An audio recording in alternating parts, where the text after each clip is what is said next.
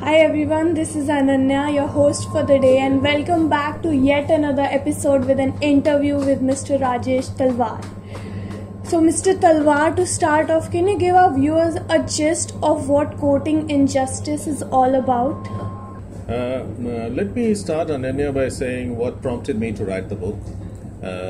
I was posted in East Timor, which is thousands of miles away, and near Australia. Then I heard of this terrible incident almost about 5 years ago. It was terrible. I was just very disturbed about it, and it disturbed me for several nights. Around that time, I was also finishing my job there. And as part of finishing my job, I thought I would travel in the Southeast Asia region. So I visited Vietnam, Cambodia, Thailand, Indonesia, Malaysia. And everywhere I went, when I met people in those countries whom I know, they asked me, what's happening in India? I mean, how did this happen? This terrible incident. So I felt shamed, and after couple of weeks I came to India, and I found, of course, the discussion was on about what the government is going to do. But it disturbed me so much that I felt compelled to write this book. What is surprising is that there are not so many books written on Nirbhaya. So it was a challenge, and about the book itself, I start off by saying why I wrote the book, and then I discuss the Verma Committee report, which made recommendations on how the rape law should be amended, and to prevent such terrible tragedies from happening, or to reduce the frequency. Then I discuss what are the good points about the report, what are the bad points about the report, and I discuss why we have failed, why there were certain very important recommendations which were not made in the report. And which is why we are sitting here today, 5 years after the event, and there's been a judgment, the final judgment of the Supreme Court in May this year, which has upheld the verdict of the High Court. But there are still some hoops which have to, go through. So, I mean, come on. We are 5 years after the event, and we don't have justice in something which was supposed to be fast-tracked. So I discuss all these issues in the book. In fact, I point out in the book why we are not likely to have success. So it's been 4 years since you wrote the book. So why have you not given an interview so far? Why now? I'm very grateful to my publishers, and especially to my editor Sanjana Roy Chaudhary, who did a fantastic job of editing the book. She spent a very painstaking job, and it shows in the book. The book itself has been brought out. The production quality is very good, and my publishers did try to arrange some interviews, but since I live overseas, and there were so many people talking about this anyhow, I had a call from Radio Mirchi, but I didn't take that interview. Because I thought, at least what I've heard is that Radio Mirchi is normally, very cheerful, and it's talking about songs. And in the middle of that, to give an interview on something like this, I felt it would not set the right tone. There was another channel which had called me, but that was, they had called about 6-7 other people.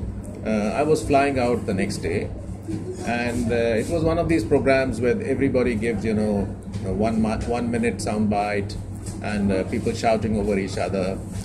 So that possibly was another reason. But I would definitely have liked to talk about the serious issues which the case raised. But since I'm overseas most of the time, that never happened. So courting injustice talks about the Justice Verma Committee report after the rape incident. So can you tell us more about it? Well, once I decided to write this book, of course, the first thing was to get hold of a copy of the Justice Verma report. And so I rang up Gen Book Depot, which is normally they keep all kinds of legal books there. And I said, well, can I get a copy of the report? And they said the report was going to cost 2,000 rupees. So normally government presses, I know they publish reports at a very subsidized rate. So 50 rupees, 60 rupees, 100 rupees. I was expecting that kind of price. So they said, no, the government report has not come out. And so this is a private publication and it's going to cost 2,000 rupees. But the report was also available on the net. So I had a choice. I could either print it off the net, it was 600 pages, or I could buy the report. But I decided to buy the report. But so I'd like to make a point here which is important, and that is that, see, the Justice Verma report, they were told, make your report quickly, people are waiting, justice must be done, please file your report as soon as possible. And they did a heroic job of preparing this report in 6 months, and they prepared the report. But then the government, they are so slow that they don't take out the government, printing presses are so slow that they don't take out the report. And the privately published report is being sold for 2,000 rupees. So how many people can go and afford to buy it? People are not going to buy it even if they are interested, because it's just too expensive, unless it's somebody like me who can afford it and who has a specific interest in it. So that's shameful. The other thing is, this is just symptomatic of the fact that although the government, they appointed the Verma committee, they did not provide them any support. So when I went through the report, I saw lots of errors. There were a lot of editing mistakes. So at least they should have provided Justice Verma and his colleague Leela said they should have provided them with some secretarial assistance. Nothing was provided. And editing is such an important report. I mean, the government could not even provide an editor, and to them, 2-3 people to help them write the report, to type out the report. That is also shameful for something which at this level. Only thing, in fact, Justice Verma in an interview, he said the only thing that they got was they got official transport from Noida, where they both happened to live, to Vigyan Bhavan. And there, there was no secretarial support, so the poor judges, they had to work on their own without any kind of support. So very bad on the part of the government. Then you find another thing the Justice Verma mentioned, that was that 1 o'clock at night, somebody jumped over the wall to his house and said, I've come from the Congress party, and he was carrying a document, and he said, these are the recommendations that you have to make in your report. So of course Justice Verma sent him off. But it just shows the political culture. I don't know if this guy was authorized, what kind of document he came with. And at such a level that they're going at 1 o'clock at night, they're interfering the sleep of a judge and say that this is what you have to write in your report. Terrible. So these are just my preliminary comments about, then of course I read the report. Yes, but what exactly is there in the report? Just a couple of things before I get to the report itself, and that is that the report itself, this might have been an editorial issue, but the report itself was 600 pages, which was too long. Because the first 70, 80 pages, for example, is just full of quotations. So they quote Socrates said this, Aristotle said this, Mahatma Gandhi said this, B.R. Ambedkar said this. So it's a kind of unnecessary. I appreciate that great men had views on feminism and issues, justice, but it's just too long. Where I work, the organization I work with, we often have in our documents, for many years, we have an executive summary. Before the document itself, we have something about 10-20 pages which summarizes the document. So I think this would have been very useful, because there was such a lot of hoo-ha. There was so much, an outcry. The report is coming. But then when the report comes out, it's only available at 2,000 rupees. It doesn't have an executive summary which can be printed off, which people can understand without reading the whole 600 pages. The other advantage is that all these reports should have executive summaries, because the executive summary can then be translated into Hindi and other regional languages. So we don't have to depend on journalists to interpret the report and put it in the newspaper, people can buy them and they can understand them in Punjabi, Hindi, Bengali. So this was not done.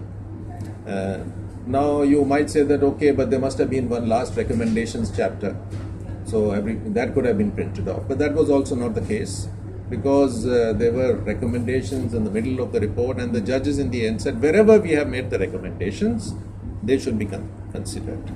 So it's not a very reader friendly document, and we should try to have documents more reader friendly. Anyhow, that style issue aside, the report made some excellent recommendations,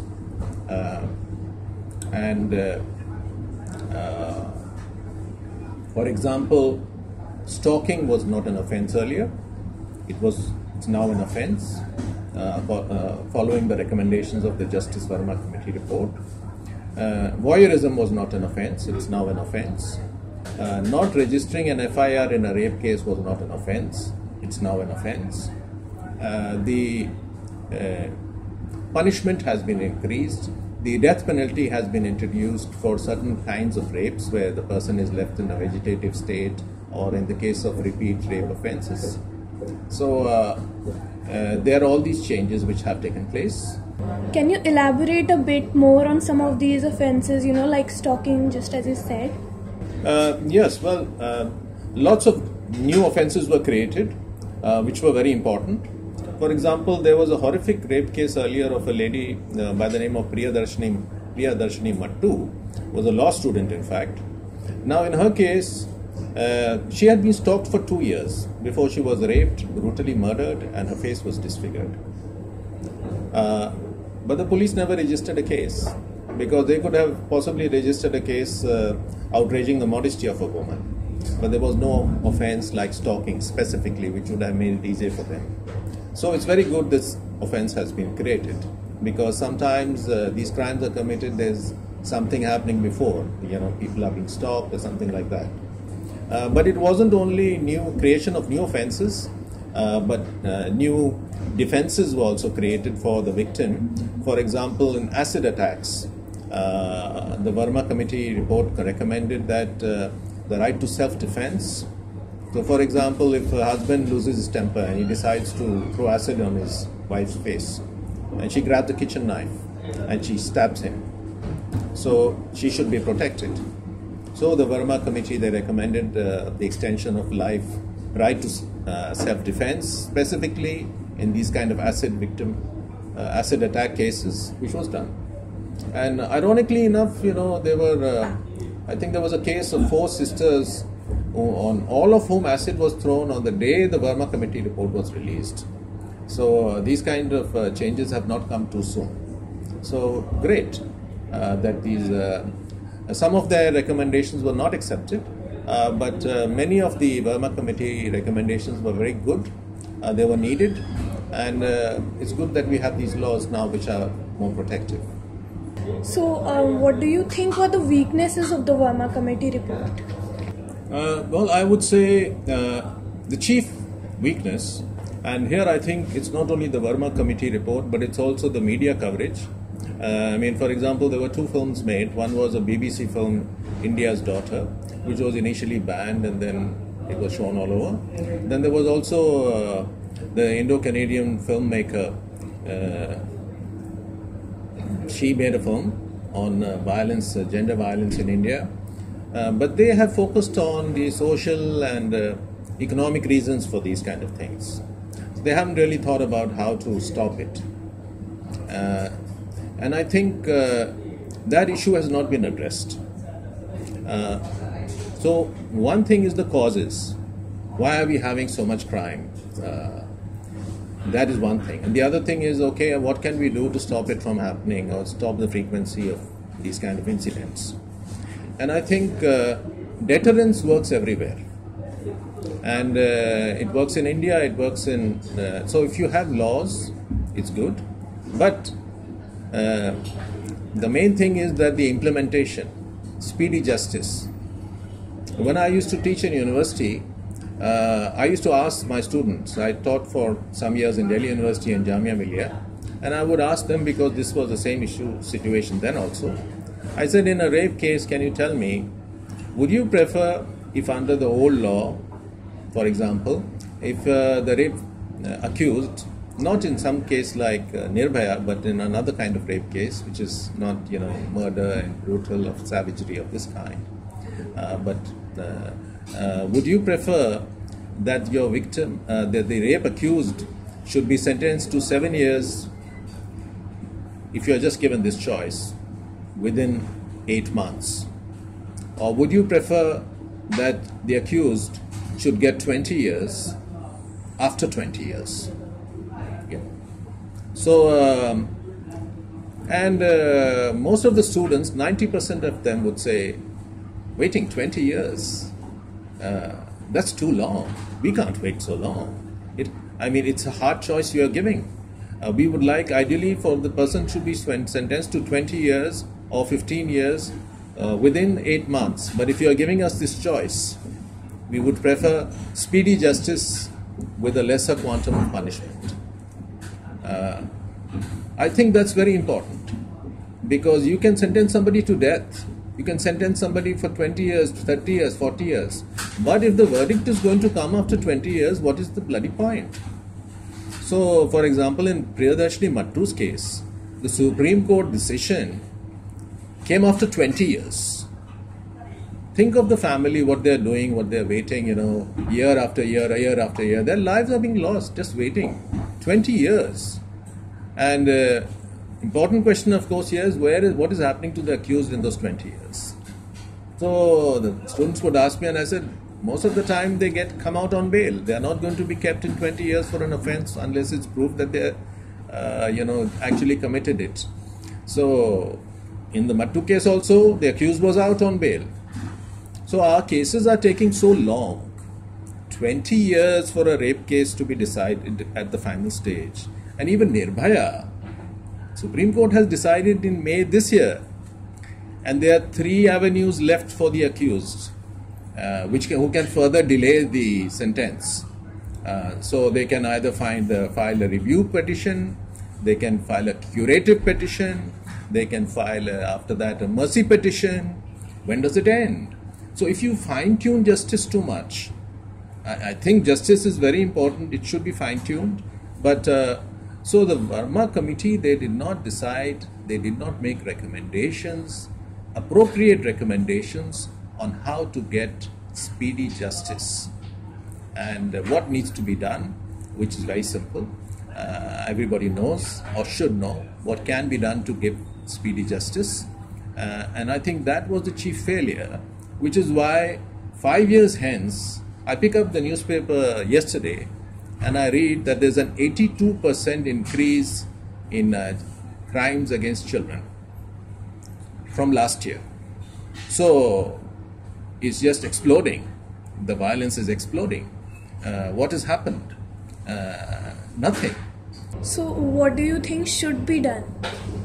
Okay, well, I'm going to say something a bit controversial here, because I think the media in general and the movies that have been made by BBC as well as by the Indo-Canadian and other such documentaries, they have not asked one very important question, and that is, rape is a terrible crime and there must be speedy justice for it. But there are also other terrible crimes. For example, 5 children are murdered. There's a communal riot. An entire family is gunned down. 10 people are murdered. There's a gas leak and industrial leak, 1,000 people die. Think of how long the Bhopal case took, for justice for the victims. So, having this kind of selective approach that, we have to do the fast-track rape courts and the rest of the sorting justice system can, we don't care about it. It doesn't work, because the food is coming out from the same kitchen. And if you are not going to repair the whole system, it's not going to work for a certain kind of, it's not going to work only for rape cases. So this kind of knee-jerk reaction, let's have 6 fast-track courts, which will decide these cases. That's not going to work. And there are other very, very serious crimes where victims are suffering. So the main solution is we have to make a huge investment in the justice system. There's our current ratio, judge population ratio, is among the lowest in the world. Germany has 37 times the number of judge population ratio. The US has 12 times the judge population ratio. Our judge population ratio is something among the lowest in the world. So if you're going to not invest in the justice machinery, you can't get speedy verdicts. So to say that just by increasing the quantum of punishment, that is the easiest thing for the government. Okay, increase it from 7 to 10 years, but it hasn't stopped the rape cases. That's what's happened after Nirbhaya. Because people think that, just make it more, the fear of a greater punishment. But the point is, when is that greater punishment going to be enforced? People see, okay, we are in 2017, a rape takes place in December this month. If there's going to be justice in 2018, people are going to be behind bars maximum by 2019. Then it's a credible justice system. Then people are going to be deterred. But if they have to wait for 20 years, Sanjay Dutt case also took 20 years. Priyadarshana Mattu, there was a judge from the High Court who appeared recently, and he said many of their cases, are 15, 20 years old. So we need to recruit many more judges, at least 6 times the number of judges. So do you think more judges will be the solution to this problem? Yes, more judges, but more judges means many more things. You need more judges, you need more prosecutors, you need more investigators, you need more policemen. Not only the judge population ratio is very low, the police population ratio is also very low. The quality of policemen needs to be increased. The quality of judges need to be increased. Now, if you're going to increase the number of judges, then you have to have more courtrooms, more buildings, and you need to have better courtrooms. It's just shocking. You see, in Delhi, you might have a better kind of courtroom. Some of the courtrooms are air-conditioned, but you go out to the small towns, you go out to the states, they are in such chaos, they are such decrepit buildings, the fans don't work, it's so crowded. It's just the corridors are full. Our infrastructure is in shambles, and it affects the quality of justice. Even the kind of environment you have to work in. You have just a very, very terrible infrastructure. So you need to have 7 times. It means a lot. It means that you have to do recruitment on a war footing. Get more and more judges. You need to make more and more court buildings, stenographers, all the support staff of judge needs, and then if you want to get good judges, you need to increase their salaries. See, you have a civil service examination, and providing justice is not less important than the things which civil servants do. What an IAS officer does, what an IPS officer does, that is not less important than what a district judge does. But the way we have structured things, the High Court judges get a lot of importance. They are paid very well. They get good bungalows. But our lower court judges, they suffer. They sit in dingy rooms with nothing working. They don't have computers. They don't have proper chairs to sit on. And they are they are like a low caste within the justice system. So, and if you want to get good talent, if you want to get a better kind of judge, you have to pay them more. And but these are difficult decisions. And the government is always, whether I don't blame any particular government, but all governments, they are very duplicitous. One of the Chief Justices, I think last year, he was crying, please give me more judges. The system is collapsing. So now to have this, idea that you can have murder cases will take 20 years to decide, children who have been killed or other kinds of things will take 20 years to decide, and somehow magically you will be able to decide rape cases in 1 or 2 years. That's just not possible. You have to improve the whole system. once you improve the whole system, then you can give some priority to certain kinds of cases. But now you are already have a collapsed system, and from that collapsed system you are trying to take resources to create, that okay, give attention. It's like you have 5 cooks and you ask them to produce 500 different dishes in the space of 1 week. It's just not going to happen. So why is the government not investing? If we don't have rule of law in the country, if we don't have speedy justice, so in fact the Nirbhaya case should have created a wave of a demand for justice reform as a whole. The problem is, that something brutal like this happens. Public anger people don't know how to channelize to make the right demands. The Verma committee also report, it made all these recommendations, but these are, you have a stalking case which is going to go on for 10 years. You have another acid case which is going on for 15 years. And you have all these people who enter the justice system, they just have to keep waiting and waiting and waiting. What are we? Are we going to be a superpower with this kind of justice system? And criminal justice is so important. So I think it's just shameful. It is absolutely shameful. Successive governments, they have been shameful. And sometimes I read Supreme Court upgrades lower courts. Oh, you are giving too many adjournments. You are not deciding cases fast enough. But that's a case of the pot calling the kettle black, because the Supreme Court also takes a long time. You file a special leave petition, it will take maybe 8 years before it comes up in the queue. They also don't have enough judges. High courts don't have enough judges. There is a shortage all over. And look at the faulty manpower planning of successive governments. We have banks, we have public sector undertakings which have too many people. And we have the justice machinery which doesn't have any people. So on the one hand, we have overstaffed some places where nobody works, they just sit because there's no work to do. And another place where you need people to work, you don't provide them infrastructure, you don't provide them good salaries, and there are no support staff, there are no staff, there are no judges. So how are they going to do their work? So you just told us that there has been an 82% rise in crime against children this year. So what do you think are the reasons for this happening? I think there are a number of reasons. Firstly, there is more reporting. Earlier, many crimes against children, sexual crimes against children and even against adults were not reported. But now they are more reported, there's more focus, there's more media attention, people are less scared about reporting. And it's become a crime not to lodge an FIR once somebody wants to make a complaint on this. So, under-reporting has been reduced, and therefore the figures have spiked. One reason.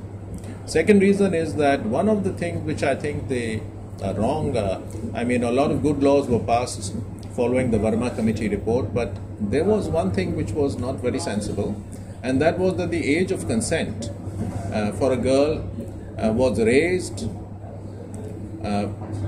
was actually reduced.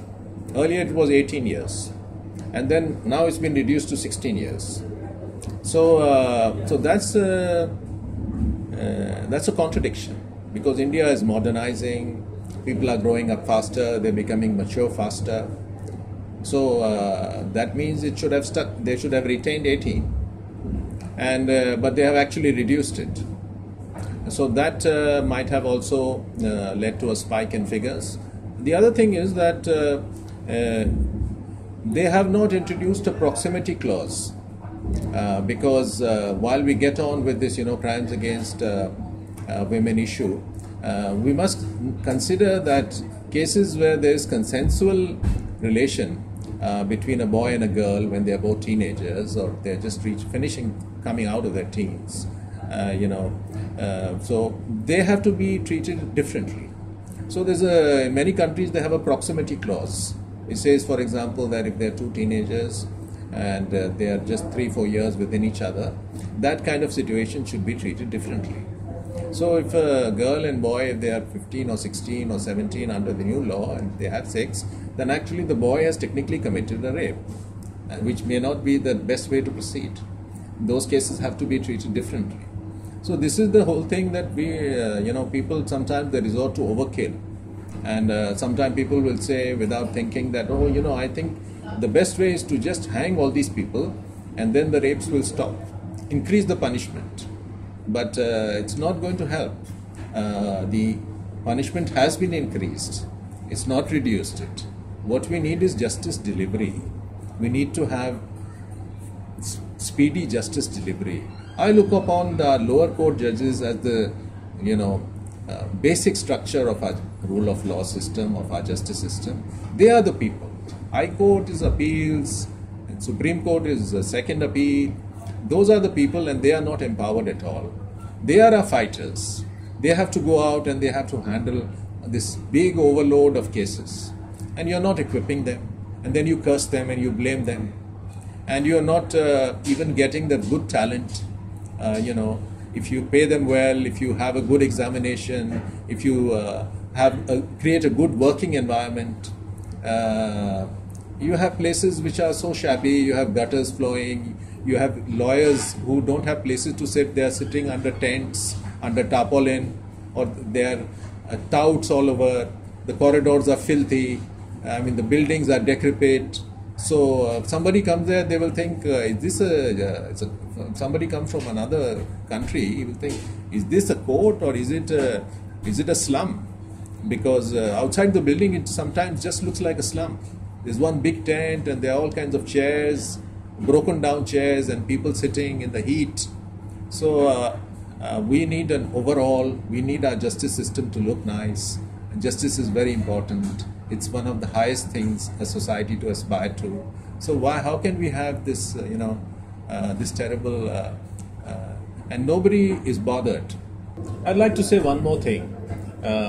After this, as I mentioned, I was in East Timor when this thing happened, and then I traveled to many countries where people asked me, what's happening in India? I thought you were a very non-violent people. What's happening? How can we have this barbaric kind of violence on the streets of a metropolitan city, a capital? It was very, very disturbing for me. The only great consolation was, if you can call it that some people told me Delhi had become a war zone. The public anger was immense. Not only in Delhi, across this country, in cities, there were people who gathered. They felt, terrible. Our conscience was stricken. So at least we are not beyond redemption. We feel bad. We want change. It's a failure, I would not say so much of the people, but of the leadership, to see where this anger should be channeled, how we should improve the situation. We are 5 years from Nirbhaya, but we are not any closer to radically reducing violence against women. We are not any closer to, our cities are becoming more crime prone. And unless we do something, unless we take quick action, because even if this repair of the system is going to take time, but if we don't do it, I think things are going to be worse. So why do you think the government is not spending much more money into the reform of the justice system than it should? I think that's a very, very, very important question. Why does the government not invest in the justice system? Do they not know that there is a need for it? They obviously know. Just one of the Chief Justices, the Supreme Court Chief Justices keep changing so fast, retiring every 6-8 months. It's difficult to keep track, but just a year and a half ago, one of the justices was crying before the Justice Minister. Please, he said, please, the system is collapsed. Please give me more judges. Please increase it. And every 2 years there is a conference where all the Chief Justices meet, some of the ministers come. This is across parties, so I don't blame any political party. They are all equally villainous in this regard, that none of them want to invest. And so in these meetings they will say we need to have more judges, we need to fast track. It's been going on for 20, 30, 40 years. And it will continue unless things, unless there's a public outcry. And that is where the question of channeling righteous anger into a proper solution is important. Nirbhaya happened. It was something which could have shaken up the justice machinery in this country. not only for rape cases but for all kinds of crimes against. So it's not what will you fast track? Will you fast track crimes against stalking? Will you fast track crimes, dowry crimes? Will you fast track the murder of the elderly? You have to fast track the whole machinery. You cannot just say we will make 6 fast track courts. So, but why the government doesn't want to do it? Why the Chief Justice has to beg, and still the government, they don't care? There are a few reasons for that. One is that they think that this doesn't really translate into votes, because people will not see, because justice reform is a slow process. You have to recruit the judges, you have to create the new buildings, you have to hire more support staff, you have to get more policemen. That's going to take time, 1 year, 2 years, 3, 4 years. So why politicians don't want to invest in justice is because it's a long-term investment. It's not going to translate into votes immediately. If they build a few flyovers, if they build a dam, if they build a factory, then people can, it's more visible to the voters, so that's what they think. And then they feel that, those votes will come more quickly. That's the second reason why the political class doesn't want to do anything. But there is a third very important reason. And Justice Verma hints at this third reason in his report. And this reason is that a lot of our politicians in the state assemblies and in parliament, they are linked to criminal gangs, to criminals, and they have cases against them. And there is a law which says that when if a politician is convicted of a crime, then in that case he cannot contest for elections anymore. What has been happening is that these cases are dragged on and on for years and years. So the percentage of politicians who have one or more cases going against them is very high. It's higher at the state assembly level. For example, in states like UP and Bihar, it's above 50%. But even in the parliament, there is a very high percentage of our politicians who have some cases going on against them. Now, if the cases are concluded, so for example, take Lalu Prasad Yadav. Okay, the case against him also took more than 20 years. The Fodder scam took place decades ago. So until the case is decided, until the conviction is there have been some moves that no, even if the charge sheet is filed, then the politician should be banned from contesting elections. But I would say that there is a vested interest in the political class in not having a robust justice system. Because who will be the first victims of that robust justice system will be them. So they don't want to be, it suits them to have a system of justice which can be manipulated. It suits a lot of important people. People take loans and they know that, it will take years and years for the recovery to be made. This was before some reforms were made. And so we won't pay. People commit crimes and they say, don't worry, these crimes just before the elections, we will sort it out. The case will take 10 years. By that time, you can disappear somewhere. So, the justice machinery, having a robust justice system, which is so very, very important. India cannot be a superpower without giving justice to its daughters. India cannot be a superpower without giving justice to all the people who go through the criminal justice system, through even the civil courts. Nobody will have faith. And yet, this is one of the very big neglected areas. I cannot help thinking that it is, things that there is some kind of a very strong vested interest, and the only thing which jumps out is this politician-criminal nexus, and the fear that if judges start giving quick verdicts, if convictions of politicians start taking place, then if all the hirelings who help, engineer groups and gundas during the time when election takes place, all that political criminal nexus will be endangered. So otherwise, you don't need the Chief Justice to be crying, to be begging, please give me more judges. So quite often the courts are accused of overreach, and validly so. Sometimes they stray into the executive branch and they make decisions which actually should be made by government. The courts should not be doing it. But actually, the overreach happens because the courts quite often cannot perform, especially at the lower court level, at the district court level. That is where justice affects the aam aadmi, the common person, because many of them, they don't have resources to go to the High Court, forget about the Supreme Court.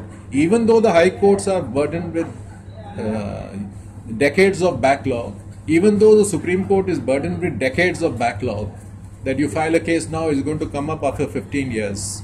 So this kind of a thing is just intolerable. But it's a question of channelizing anger. The public was angry. What happened with Nirbhaya was shocking. But the wrong, or rather the right demands were not made. The media also, they focused on crimes against women. They didn't see how it is connected to justice machinery in the country. Can you speak about the prejudice against women in the justice machinery? I think there are many dimensions to that question. For one thing, of course, we need to get more women judges. We need to make more women lawyers, more women prosecutors.